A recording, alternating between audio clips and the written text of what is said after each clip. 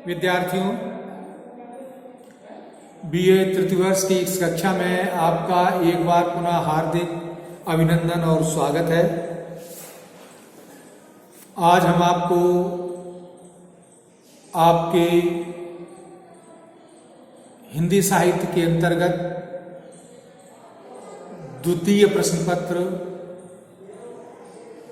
में निर्धारित आधुनिक हिंदी निबंध पुस्तक में संकलित बालकृष्ण भट्ट द्वारा लिखित साहित्य जनसमूह के हृदय का विकास है, इस निबंध पर चर्चा करेंगे।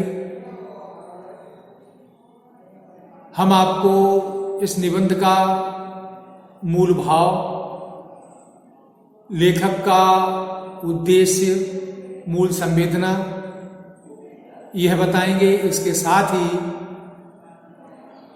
इस निबंध में जो परीक्षा के लिए उपयोगी गद्य खंड हैं उन पर भी चर्चा करेंगे। विद्यार्थियों, जैसा आप जानते हो कि भारतेंदु हरिश्चंद्र को आधुनिक हिंदी साहित्य का निर्माता कहा जाता है। वह इस अर्थों में है कि हम देखते हैं कि हिंदी गद्य की प्रायः सभी विधाएं आधुनिक रूप में भारतेंदु हरिश्चंद्र के समय से ही जन्म लेती हैं। हिंदी निबंध भी भारतेंदु हरिश्चंद्र से, उनके युग से, उनके समय से अस्तित्व में आता है। यद्यपि इससे पहले भी लिखे गए हैं निबंध, लेकिन निबंध के जो तत्व और निबंध की जो शैली है वह स्पष्ट रूप से परिलक्षित भारतेंदु के निबंधों में या उसके बाद जो निबंध लिखे गए हैं उनमें ही दृष्टिगोचर होती है। बालकृष्ण भट्ट को भारतेंदु हरिश्चंद्र के साथ साथ आधुनिक गद्य का निर्माता कहा जाता है। यह भारतेंदु मंडल के लेखकों में अग्रगण्य हैं। इनका जन्म 1844 ईस्वी में हुआ। भट्ट जी निबंधकार और पत्रकार के रूप में विशेष उल्लेखनीय हैं। यद्यपि इन्होंने नाटक और कहानियां भी लिखी हैं, परंतु इनकी पहचान एक निबंध लेखक के रूप में है।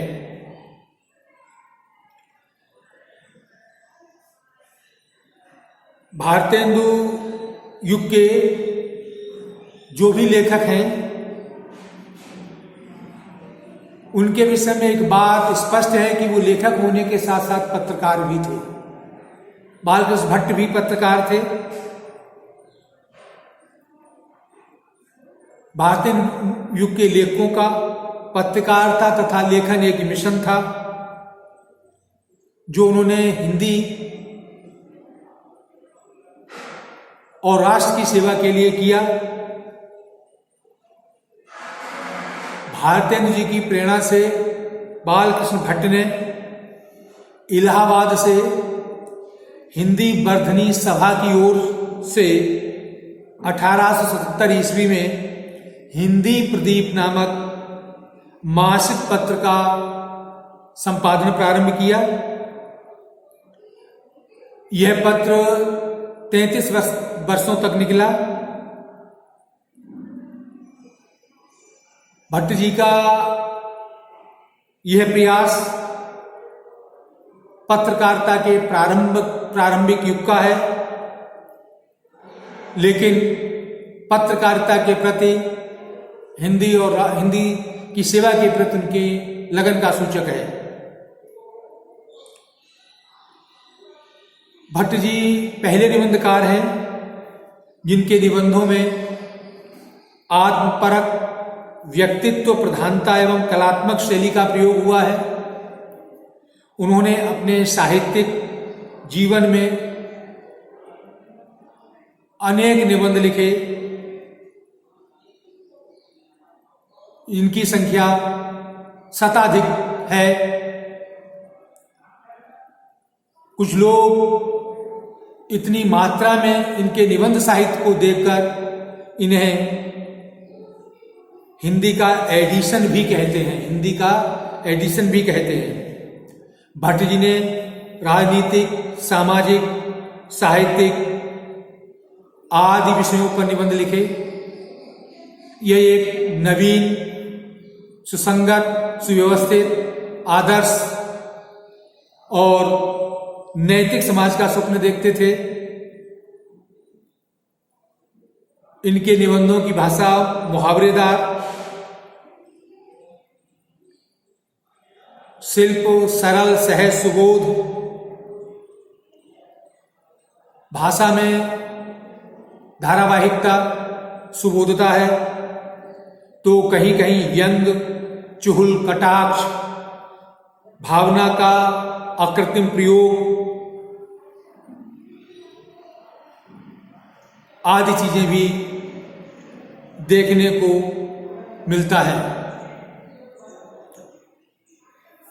राष्ट्र साहित्य जनसमूह के हृदय का विकास है। भट्ट जी का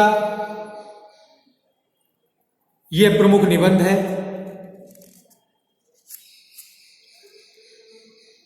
यह व्यापक रूप में साहित्य की स्थिति पर विचार करता है।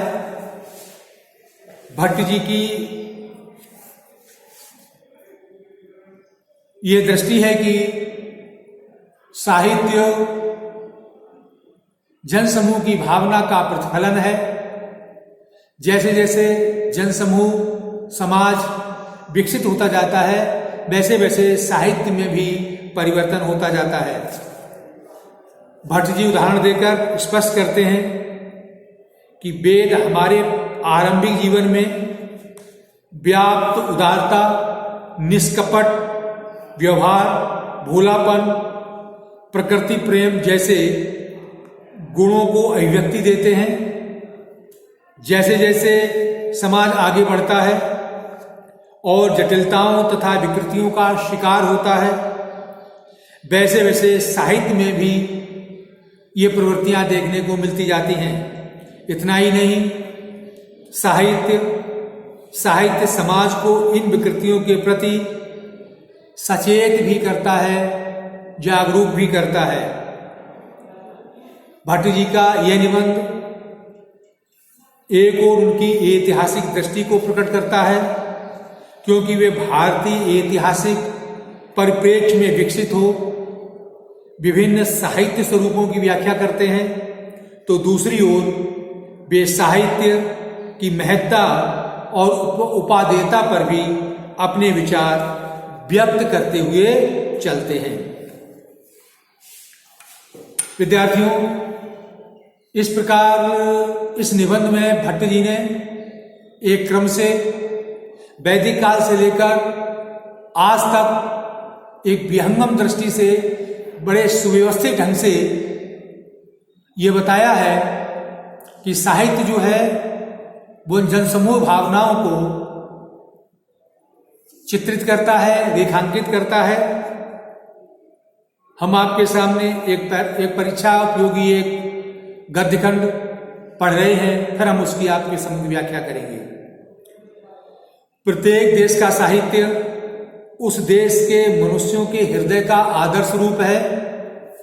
जो जाति जिस समय जिस भाव से परिपूर्ण या विलुप्त रहती है, वे सब उसके भाव उस समय के साहित्य की समालोचना से अच्छी तरह प्रकट हो सकते हैं। मनुष्य का मन जब शोक संकुल, क्रोध से उद्दीप्त या किसी प्रकार की चिंता से दोचिता रहता है, तब उसकी मुख छवि तमसाच्छन्न, उदासीन और मलिन रहती है। उस समय उसके कंठ से जो ध्वनि निकलती है वह भी या तो फुटही ढोल समान बेसुरी, बेताल, बेलय या करुणापूर्ण, गदगद तथा विकृत स्वर संयुक्त होती है। वही जब चित्त आनंद की लहरी में उद्दोलित हो नृत्य करता है और सुख की परंपरा में मग्न रहता है, उस समय मुख विकसित कमल सा, प्रफुल्लित नेत्र मानो हंसता सा, और अंग अंग चुस्ती और चालाकी से फिर हरी की तरह हरका करते हैं। कंठ ध्वनि भी तब बसंत मदमत कोकिला के कंठ रव से भी अधिक मीठी और सुहावनी मन को भाती है। विद्यार्थी, इन पंक्तियों का संदर्भ यह है, आप लिखेंगे कि यह गद्यखंड या ये पंक्तियां हमारे पाठ्यक्रम में निर्धारित आधुनिक निबंध में संकलित भारतेंदु के प्रसिद्ध निबंधकार बालकृष्ण भट्ट द्वारा लिखित साहित्य जनसमूह के हृदय का विकास है निबंध से ली गई है। प्रसंग में लिखेंगे आप, लेखक ने इन पंक्तियों में यह बताया है कि मनुष्य का मन या चित्त जिस मनोभूमि में होता है, जिस स्थिति में होता है, उससे प्रभावित होकर उसके कंठ से ध्वनियां निकलती हैं, भाषा निकलती है।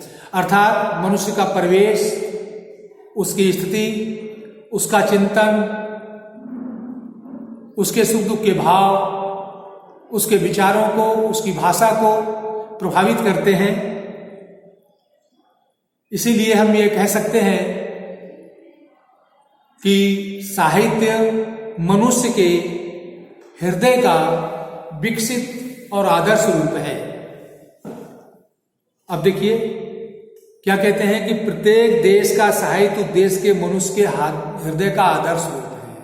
भट्टी जी कहते हैं किसी देश का आप साहित्य ले लीजिए, कहीं का भी साहित्य हो, हर जगह का साहित्य वहां के रहने वाले लोग, वहां के निवासी, उनके हृदय की भावनाओं का आदर्श रूप है, अर्थात उनकी भावनाओं को अभिव्यक्त करने वाला है। जो जाति जिस समय जिस भाव से परिपूर्ण रहती है, जिस जाति में जिस समय जो भाव रहते हैं, जो भावनाएं उद्वेलित होती हैं, जो उनकी मनोभूमि होती है, उसके भाव उस समय के साहित्य की समालोचना में अच्छी तरह प्रकट होते हैं। कहते हैं उस समय के, अर्थात कहना चाहते हैं जो साहित्य जिस समय लिखा जाता है, उस समय के लोगों की जो मनस्थिति होती है, जो स्थिति होती है, उसके भाव उस समय के आलोचना और साहित्य में देखने को मिलते हैं। मनुष्य जब शोक संकुल, शोक कहते हैं दुख से, संकुल कहते हैं भरा हुआ हो, क्रोध से उद्दीप्त, क्रोध की भावनाएं उसके मन में उठ रही हो, या किसी प्रकार की चिंता से उसका मन दोचिता हो, अन्य मनस्क हो, चित्त में व्याकुलता हो, तब उसकी मुख छवि, तब उसके चेहरे का रंग, उसकी मुख छवि, मुख का उसका वर्ण तमसाच्छन्न, उदासीन और मलिन होता है। अर्थात जब मनुष्य चिंता में होता है, किसी उलझन में होता है, उसके अंदर कोई समस्या होती है, तो उसका प्रतिफलन चेहरे पे दिखाई देता है, क्योंकि उसका चेहरा तमसाच्छन्न हो जाता है, उदास हो जाता है, मलिन हो जाता है। हम चेहरे को देखकर कह सकते हैं, चेहरे को देखकर हम जान जाते हैं कि ये मनुष्य इस समय किसी चिंता में है, दुखी में है, दुख में है या परेशानी में है। कहना ये चाहते हैं कि अंदर की भावनाएं चेहरे से प्रकट हो जाती हैं। उस समय कंठ से जो ध्वनि निकलती है वो भी या तो फुटई ढोल के समान बेसुरी होती है, या बेताल, बेलय या करुणापूर्ण गदगद है विकृत स्वर संयुक्त होती है। कहते उससे मनुष्य जो कुछ भी कहता है, बोलता है, उसके मुख से जो ध्वनियां निकलती हैं, उसके मुख से जो ध्वनि निकलती है वो बेसुरही, अर्थात उसमें आकर्षण नहीं होता, वो बेताल अर्थात उसमें कोई सामंजस्य नहीं होता, या फुरई, फुरई मतलब फूटे ढोल के समान, अर्थात बड़ी उबड़ खाबड़ भाषा निकलती है, या फिर उसके हृदय से करुणापूर्ण और गदगद करने वाली शब्द निकलते हैं, जिससे पता लग जाता है कि मनुष्य चिंताग्रसित है, हृदय में कोई इसके भावनाएं उद्वेलित हो रही हैं, इसका हृदय कहीं न कहीं किसी प्रकार की चिंता से ग्रसित है। वहीं जब चित्त आनंद की लहरी से उद्वेलित हो, चित्त में आनंद का भाव हो, चित्त प्रसन्न हो, चित्त में खुशियां हो, तब यह देखने में आता है कि सुखी परंपरा में मग्न हो, उस समय मुख विकसित कमल सा प्रफुल्लित। जब व्यक्ति के मन में प्रसन्नता होती है, मन खुश होता है, तो उसका चेहरा दूर से प्रफुल्लित दिखाई देता है। अर्थात कहना चाहते हैं कि मन के भाव का प्रतिफलन चेहरे पे दिखाई देता है। मनुष्य दुखी है, परेशान है, उलझन में है, तो उसका चेहरा देख के पता लग जाता है कि वो परेशान है, दुखी है। अगर अंदर प्रसन्नता है, आनंद है, तो चेहरे को देख के पता लग जाता है कि व्यक्ति खुश है, क्योंकि उसके चेहरे में वो प्रसन्नता झलकती रहती है। नेत्र मानो हंसता सा, अंग अंग चुस्ती और चालाकी से प्रहरी की तरह फरका करते हैं। जब व्यक्ति प्रसन्न होता है, खुश होता है, तो उसका अंग अंग लहकता है, अर्थात पूरे शरीर पर प्रभाव पड़ता है। उसकी चुस्ती, उसकी चाल, उसकी ढाल, उसके अंगों का संचालन देख के पता लग जाता है कि व्यक्ति प्रसन्न है। और अगर दुखी होता है तो उसके शरीर को देख के पता लग जाता है कि व्यक्ति दुखी है। इस प्रकार व्यक्ति की मनस्थिति, उसकी चित्तवृत्ति, उसके अंदर के भाव का प्रभाव, प्रतिछाया उसके चेहरे पर दिखाई देती है, और हम चेहरा देखकर ये अच्छी तरह जान लेते हैं कि मनुष्य के अंदर क्या भाव चल रहा है, अर्थात उसके अंदर की स्थिति उसके चेहरे को देखकर हम समझ जाते हैं।